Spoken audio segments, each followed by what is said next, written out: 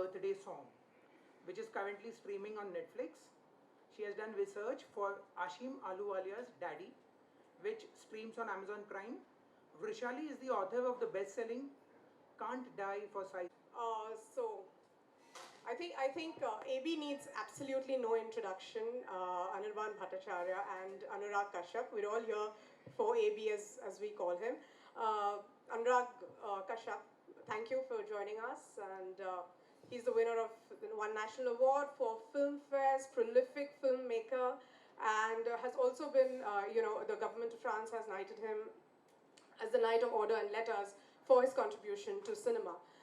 But what is interesting is we're here for AB's The Deadly Dozen, serial killers, and what's interesting is that Anurag made his foray, and this is when I was doing my research, that he made his foray into Bollywood when he scripted Otto Naran, and Otto Naran is the first story of The Deadly Dozen, which he wrote, and that kind of impressed Ram Gopal Varma, and that was the start of so many other things. Panch, has anybody seen Panch? I mean, I love the film. A lot of us have seen Panch over here. And that was again based very loosely as is mentioned, on the Joshi Abhyankar murder cases of 1976, the serial murders that happened in Pune, shaking the daylights out of the sleepy town of Pune, and Raman Raghav, as we all know. So Anurag, welcome, and you're our chief guest. Thank you for coming. And AB, as we all know, this is your debut novel. We're all here because of you. AB again needs no introduction. Super successful co-creator of Savdhan India, and many impressive institutions: Channel V, Jamia, and St. Xavier's Kolkata. And well, we just got to know that The Deadly Dozen is also trending on Amazon as a bestseller already. And just yesterday was it? Yesterday or day before, I read an article in News 18 where his book is mentioned with doyens like Arundhati Roy and Amitav Ghosh. So congratulations. And yeah, so let's get started. Yeah, so we can see the trailer of... I think we should see this trailer. Awesome. We put together a trailer for the book.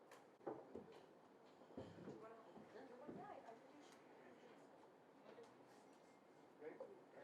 With the opening. Okay.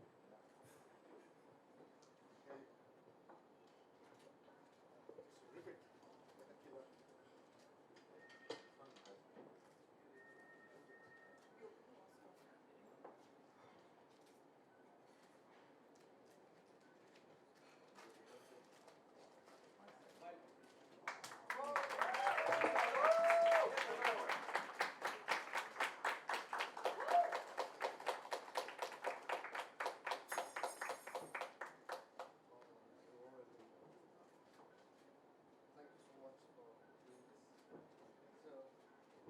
Check.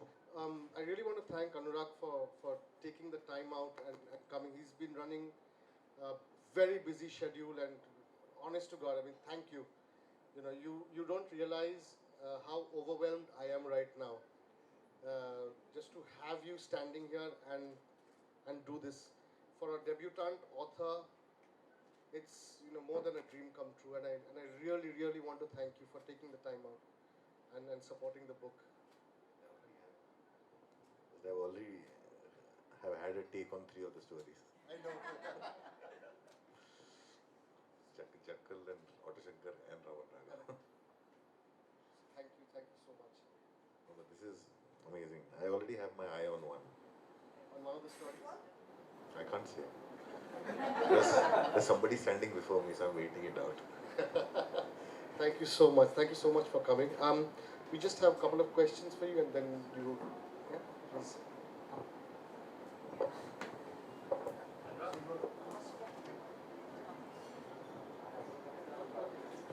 Check. Okay. Start. Yeah, so like you said, you've already had a take on 3 and one is brewing in your mind. So what is it about the serial killer, the mind of a serial killer that draws you to it, that entices you to make films on them? It's always the inexplicable. You don't understand what makes them the way they are. And that's what is very interesting. because it's almost like you can't make sense of it. The most incredible thing is you just cannot make sense to it. The logic, the intelligence, no kind of reasoning works there. It just is. But, And that is what is scary about them. but when it's a piece of non-fiction and then when you have to fictionalize it, what are the challenges that you face when you have to fictionalize something that has already happened and something so macabre? No, you don't need to fictionalize it, but the thing is sometimes the circumstances force you to fictionalize it. Because I genuinely believe that the truth is stranger than fiction. It is. Because fiction still is created from a mind that is still trying to think when it's within its limited capacity. No, but I've seen Panch and I've seen it a couple Panch of was times. inspired by the Jekyll But, case. yeah, the but Ravindra by the Jekyll case, so how did you fictionalize that? That is because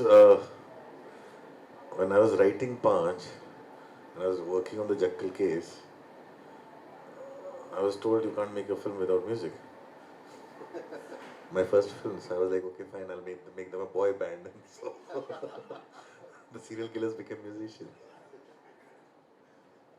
But was that the only fiction? No, part? Because it's not that. Even the music band thing was not fictional. It was also based on the band called Greek, which existed at that time, and it was based on their struggle with the system, trying to do what they were doing in the rock scene, which was an underground band. So I took two different stories and married them together. when I was writing Raman Raghav, what you're saying is that it doesn't make sense at all. Makes sense. Raman Raghav's story is Raman Raghav, the shocking. real story Where do you even begin? is very, it's one of its kind. The original Raman Raghav story. It's not like Otto Shankar or not like anything else, which still has some kind of a motivation. Yeah. You know, the Raman Raghav story is very strange, and nobody wanted me to make that film, so I made Raman Raghav 2.0. But the thing is, we still borrowed some elements from the original Raman Raghav. With his sister relationship, everything we borrowed from the original story. Yeah, because it was just one guy who came, nobody knew about. My thing is like, if I can't make that, then I'll do something else. But I kind of invoked Raman Raghav to address a lot of other things that were surrounding us. AB, so when I read AB's stories, his writing is extremely visual, sucks you into that world. How difficult was it? Was it a natural progression from Southern India? What were the challenges that you faced when you were writing? Okay, so I think when you're talking about the visual element of the stories, it was a very deliberate attempt. The stories are set across different eras, right, of India. I wanted to get that visual sense of the reader being present over there. Yeah, even the language keeps changing. If you read Thug Behram, which is from the 1800s. I think the only one that stands out for me is Thug Behram. I said, how did you put in Thug Behram in this, which is, all of them are more now. Yeah. And Thug Behram is from the 1800s, yeah. So I read up Captain Sleeman's account. Captain Sleeman was the one who actually brought an end to the Thuggy movement. And they introduced new laws. Even Deceivers, like Shashi Kapoor on the story. Yes. So I wanted it to be very visual and screenplay-like. So when you're reading it, you should be able to smell the blood, almost. I just wanted to read out a passage. I think my book is somewhere here. Yep, thank you. I've marked it. I've done homework. But it's amazing. Like, if I have you around, people will not think I'm so dark. Not at all. So this is just a little passage from Thug Behram. Also, Thug Behram, I wanted to make it very filmy. Thug Behram is a story from the 1800s. So a lot of it is taken from reports and all of that. But a lot of them is also imaginary scenes, because I don't know what Thug Behram actually did, in a sense that there are no day-to-day accounts of his life, right? So this is Thug Behram, just a small passage I'll read out. The caravan moved silently through the night.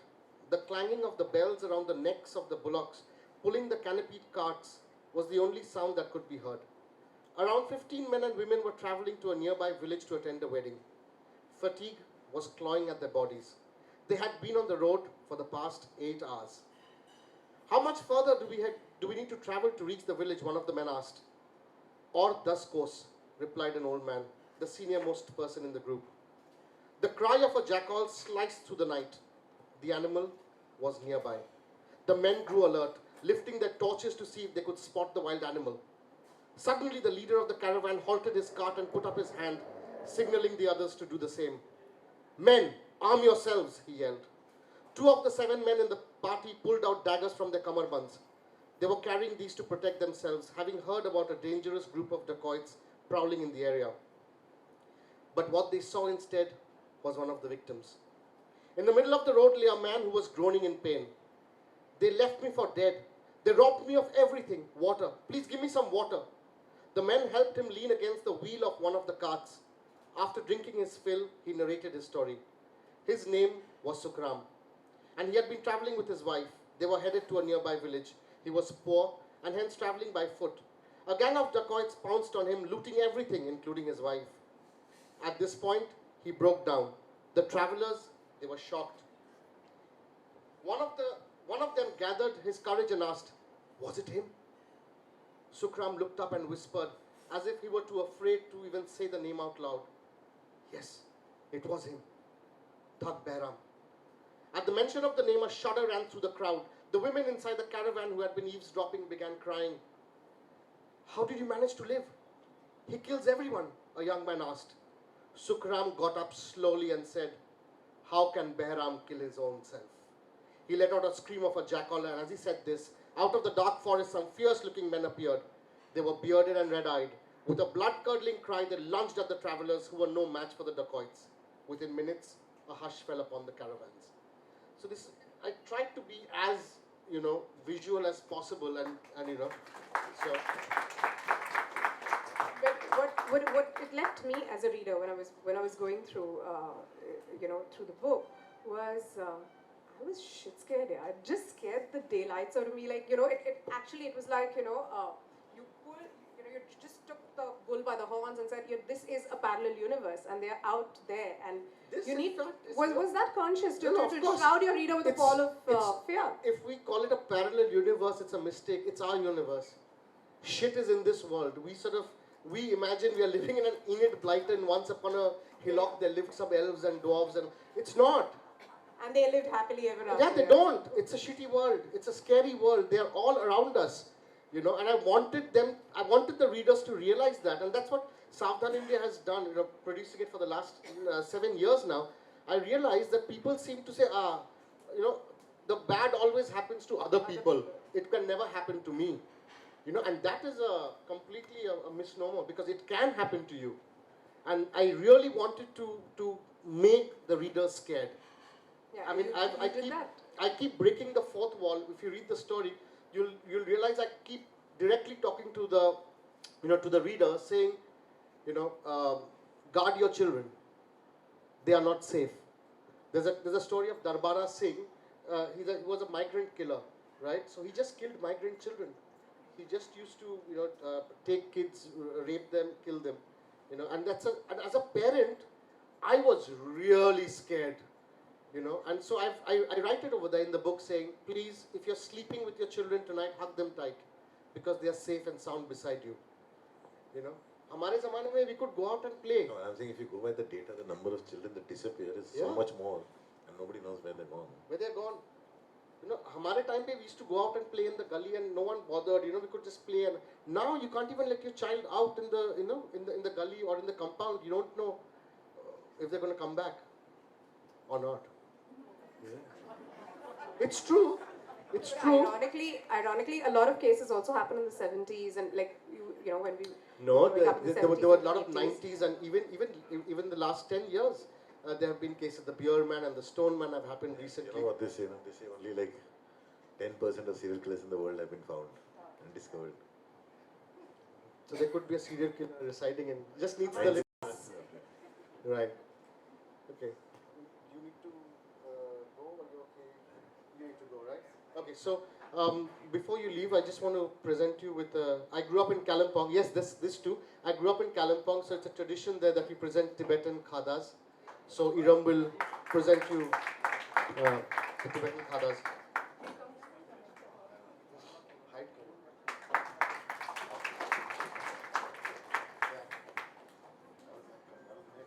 I know you in Jalpaiguri. Ah, super. Super, super. So, we'll just